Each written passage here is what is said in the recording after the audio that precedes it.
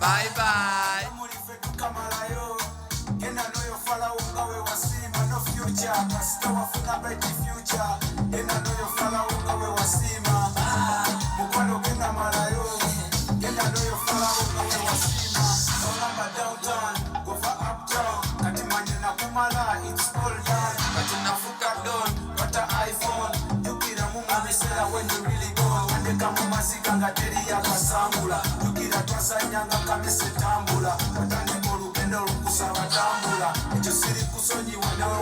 Yo nafukamira mukama chusechakuta wenafukamira nsabe mukama yampita lakini mubire mukangeri kopita gende boyfriend womuya kompitita. Bye bye. Genda no yo